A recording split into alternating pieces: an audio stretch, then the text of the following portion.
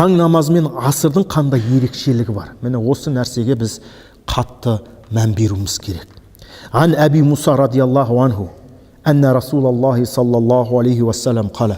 Абу Муса әл-Ашхари радиаллаху анху айтады, пайғамбарымыз саллаллаху алейхи уассалам былай деді дейді: Мән салла бардайни дахалал джанна. Муттафақун алейх.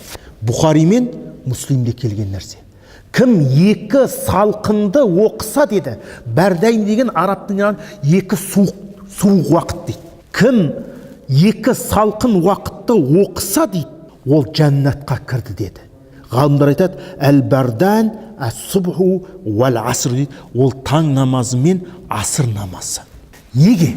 Таң намазы момынның сыналатын, нәпсіге жақпайтын уақыт және салқын. Бұл сол уақыттағы жағдай және қазіргі біздің ауылдағы жағдай. Біз тұрамыз жылы үйде. Жылы әжетханаға кіреміз де, дәретті ала саламыз, жылысын ағызамыз, кішкене ысытамыз, суытамыз. Енді сіз ауылдағы адамды есептеңіздер, мұсылман бауырларымызды.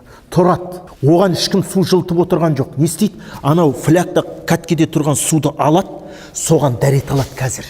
Сөйтіп келеді де таң намазын оқиды. Ол былай тұрсын, не? Біз сол жылы жерде тұрып дәрет алуға ерінеміз. Олар не істейді? Жаңа қысты күні жатарда анау отқа көбірек неғұрлым кешірек жатып, анау соңғы шелекті толтырып саптастайды, 2 шелекті қатарынан анау жер пешке, жал пешке. Сөйтіп үстіне жаңағы бір шелек су қойып қояды, 2 шелек. Сөйтіп жаңағы таңертең тұрған кезде от сөніп қалады, анау суық тартып кетеді, анау жылымық жай жылы ғана болып тұрады да. Соны алып барады да, оларда ванная комната жоқ оларда. Ана бір коридорда жаңағы шляпшынды қояды да, соның үстінде құсылын қайнатады да, сөйтіп намазын оқиды адамдар. Мені қараңыздар. Біз жылы төсекте жатып, жылы сумен дәрет алуға ерінеміз. Тіпті теплый пол мешітке келуге ерінеміз. Мешітте жылы су ағып тұр да. Ой, күн суық. Адамдар сол суықта жазғы летний кухняға шығып, сарайға шығып, құсылын алады ауылда адамдар. Үйдің ішінде ұялады жуынуға. Қараңыздар сіздер. Біз ана душты ашуға ерініп жатасың да, төбеңнен ағып тұр ғой су. Ол су анау шашырайды деп ойламайсың, ары қарай кетеді бәрі. Міне қараңыздар, сондықтан адам бұл нығметтің қадірін білу керек. Сондықтан пайғамбарымыз айтып жатыр, сондықтан неге таң намазы? Өйткені нәпсіге ауыр келетін нәрсе. Екінші асыр намазы бұл өзі апақ-сапақтың уақыты да негізі. Өзі қысыл таяң уақыт, жұмыстың бітетіні, пробканың басталатын сондай кезең. Ал енді ауылда алып қарайтын болсақ, асыр уақыты жаңағы малды қораға кіргізіп, кезектен малды күтіп алатын уақытта. Ойбай, мен қазір асырымды оқитын болсам, ана мал кеп қалады, біреуге қойманда, сиырманда кетіп қалады, жалмазан адамдар жүгіреді, бірінші малымды күтіп алайын, сосын оқимын деп жүрген кезде, әлгісі уақыты макрух уақытқа кіріп кетеді, немесе қаза болып кетеді, шам қазан айтып қояды. Біреу жұмысын ашады, қой үйге жеткенше дейді, әлгі пробка басталады, сөйтеді, не істейді, асырын қазағып алып жатады. Пайғамбар тегін айтып атқан жоқ бұны. Кім 2 намазды оқыса деді, таң мен асырды, ол жәннатқа кірді деді. Өйткені бұл адамның нәпсісіне де, жағдайына да ауыр келетін. Қазіргі тілмен айтқанда сол асырдың уақыты ғой адамның жұмыстан шығып жұмысқа нететін. Көрдіңіздер ме? Ал енді таң намазына келетін болса, құрғыр нәпсі шырылдайтын уақыттардың бірі. Сондықтан бұл 2 уақытта оқыған адам, пайғамбарымыз саллаллаху алейхи вассалам айтты, ол жәннатқа кірді деді. Ғалымдар айтады, сол 2 уақытқа қатты мән беріп сақтағандар деді. Яғни қаза жібермеу. Жамағат бұлай тұрсын, қаза жібермеу керек. Пайғамбар оған Әби Зухайрин Уммарата ибн Рубайбата радиаллаху анху қала самиғту Расулаллахи саллаллаху алейхи вассалам яқулу. Зухайр Уммарата ибн Рубайба айтады, мен пайғамбарымыз саллаллаху алейхи вассаламның былай деген естінбейді. Лән ялиджан нара ахадун салла қабла тулуғ шамси ва қабла ғурубиха. Яғни әл-фаджр ва ал-аср. Рауаху Муслим. Муслимде келген хадис, Абу Зухайр айтады, пайғамбарымыздың былай деп айтқанын естінбейді. Кімде кім күн шығардан алдыңғы намаз, яғни таң намазы, күн батардан алдыңғы намаз, яғни асыр намазын оқыса, лән ятқул, еш қашан тозаққа кірмейді дейді. Лән деген болмайтын нәрсе ол. Фаиллам тафхалу, уалан тафхалу дейді. Құранда айтады. Фаиллам тафхал, сендер қазір Құранның ұқсасын алып келе алмайтын болсаңдар, кезінде мүшриктерге айтып жатыр.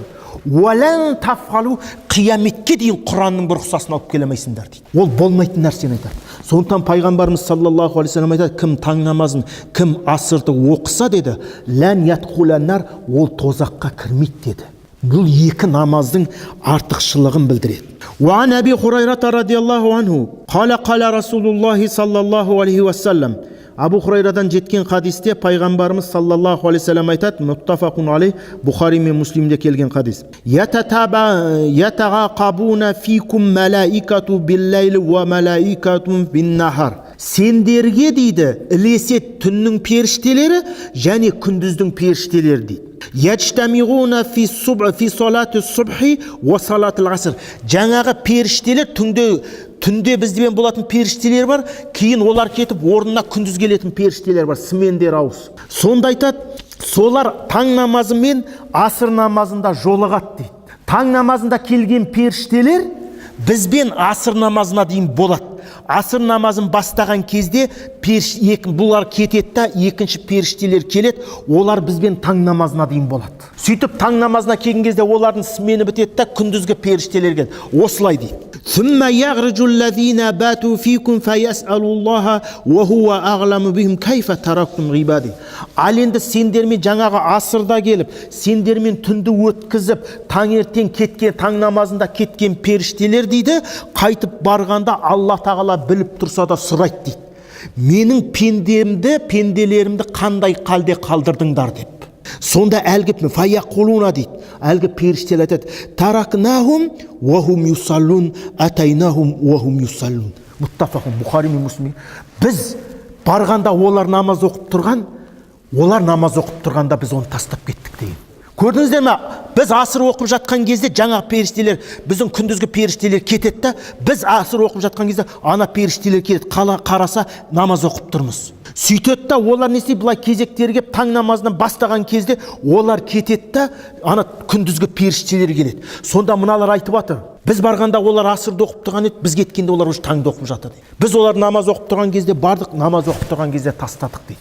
Алла тағала біліп тұрса да, Құдай періштелерден сұрайды дейді, менің құлым қандай жағдайда қалдырып кеттіңдер деп. Сонда періштелер айтады екен, біз оларды барғанда намаз оқып тұрған, кеткен кезде де намаз оқып тұр деп айтты дейді. Оған Жабирин радиаллаху ибн Абдиллах әл-Бәжали радиаллаху анху қала, күнна индан наби саллаллаху алейхи вассалам. Қараңыздар, біз пайғамбарымыз саллаллаху алейхи вассаламмен отырған едік дейді. Фаназара илал қамари лайлатил бадр. Бәдір айына пайғамбар қарады дейді. Нау жаңа туған айды былай жарты. Бұны хилал дейді, арабтар айтады. Ал енді домалақ болған толған ай дейді да, бізде толған айды 14 күндік ай дейді. Оны арабтар бәдір дейді. Сол 14-15 күндік болған толған айға пайғамбар қарап тұрып айтты дейді. Сендер, пайғамбарымыз айтады, иннакум сатарауна раббакум кама тарауна хадал қамара ла тудамуна фи руятихи.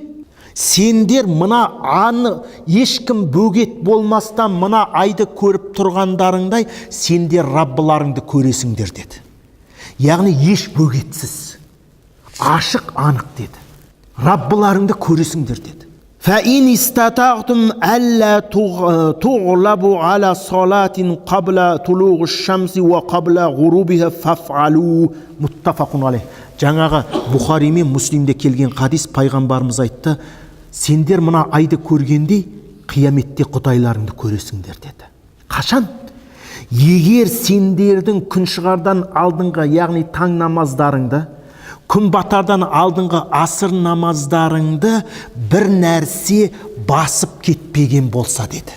Асыр намазы мен таң намазынан сендерді бір нәрсе бөгеп қоймаса, сендер Құдайларын көрін. Сондықтан ғалымдар айтады, асыр намазы мен таң намазына ықтиятты болып қаза қылмаған адамның дейді, бұл ақыреттегі жемісінің бірі Құдайды көру шарафатына ие болады дейді. Соны пайғамбар айтыр, инистатағтум дейді. Егер шамаларың жетсе дейді, әллә туғлабу, сендердің жаңа таң намаздарың мен жаңағы асыр намаздарыңды басқа бір нәрсе басып кетпесе дейді. Таң намазын ұйқың көбіне келетін ұйқы басып кетеді. Сол басып кетпесе дейді. Ал жаңағы асыр намазыңды жұмысың, ойыңның кезегі келетін басып кетпесе, осыған шамаларың жетсе дейді, сендер Раббыларыңды көресіңдер дейді. Бұл таң намазы мен асыр намазының бұл артықшылығы. Енді бұл тағы бір асыр намазының ерекшелігін айтады. Уан Бурайдата радиаллаху анху қала қала Расулуллахи саллаллаху алейхи вассалам. Бурайда радиаллаху анху айтады, пайғамбарымыз саллаллаху алейхи вассалам айтты дейді. Мән тарака салат ал-асри фақат хабита амалуху дейді. Рауахул Бухари. Бухарида келген. Кімде кім асыр намазын қаза етсе дейді, ол адамның сол күнгі амалының бәрі күйді дейді. Яғни ғалымдар айтады, бұл жердегі амалы күйді деген кезде амалдың сауабы күйді дейді. Мысалы, бір бауырымыз тұрды, ұйқысын жуынды, шайынды, ғұсылын алып мешітке келді таң намазына.